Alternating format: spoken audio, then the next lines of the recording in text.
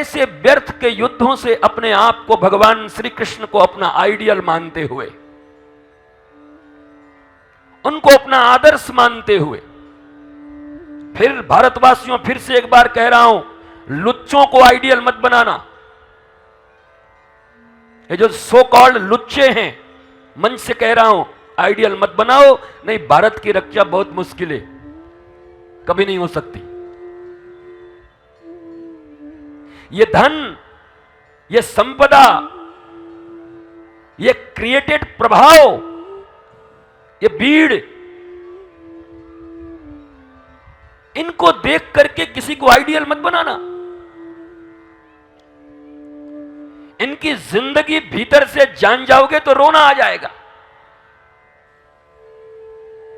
मैं उस पीठ पर बैठा हूं, शायद इस भारतवर्ष में ऐसा कोई भी, चाहे तुम बॉलीवुड बोलो, चाहे तुम लीडर बोलो, चाहे तुम उद्योगपति बोलो, इस 49 इयर्स के एज में ऐसा कोई नहीं जिसके साथ मिलना ना हो, बैठना ना हो। तुम जानकर हैरान हो जाओगे, जिनको तुम समझते हो, जिनको तुम आइडियल बनाते हो, ये तो भगवान की बड़ी कृपा है मीडिया की, कि कम से कम आपको रोज कुछ न कुछ दिखाई पड़ता है, रोज कहीं न कहीं आपको मिलते हैं।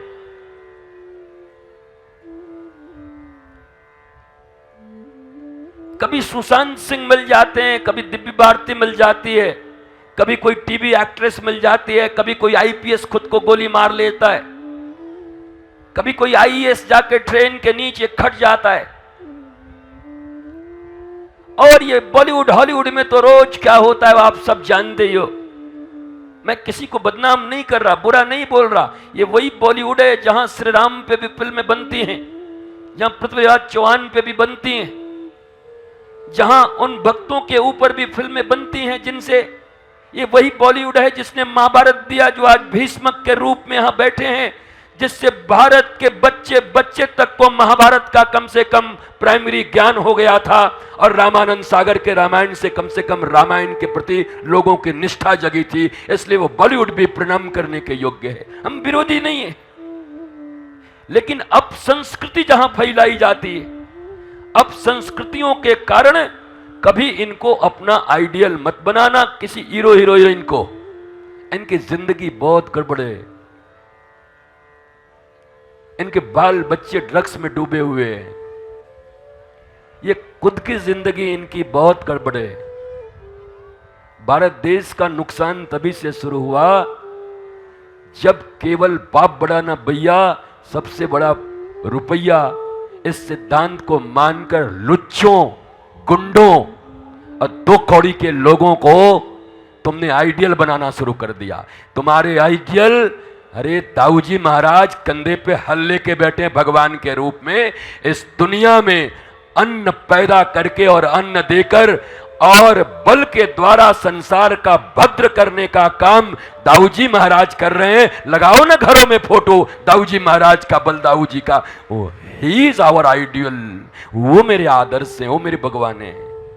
उनके प्रति बच्चों की भावना भरो, नंदलाल के प्रति भरो कि कैसे उन्होंने जल को मुक्त किया, जरासंध स्थल को मुक्त कर दिया, उनसे स्पेस को मुक्त कर दिया, जल थल स्थल फल सबको क्रांति के द्वारा मुक्ति 8-10 साल के लाला ने किया। ब्रजवासियों का तो सीना ऐसा होना चाहिए चौड़ा पूरी दुनिया में।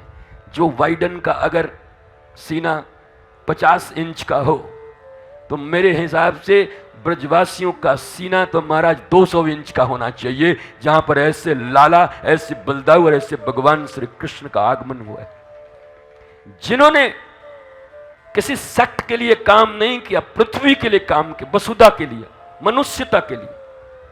जल सबको चाहिए, स्थल पर कब्जा किसी और का न हो। जरा याद करो भगवान का वो विवाह जहां नरकासुर ने 16,100 कन्याओं को बंद करके रखा था। अगर वो कन्याएं छूट भी जाती तो भारत की जो वर्तमान परिस्थिति उस समय थी, उनको कौन अपनाता जब पिता और भाई अपनाने को राजी नहीं थे। अरे तुझे तो ले गए राक्षस, अब हम ना अपनाएंगे। भाई और पिता भी अपनाने को राजी न थे उन कन्याओं को। महाराज उनको मुक्त करा के, और भगवान और सत्यभामा का कितना सुंदर वहां पर संवाद है।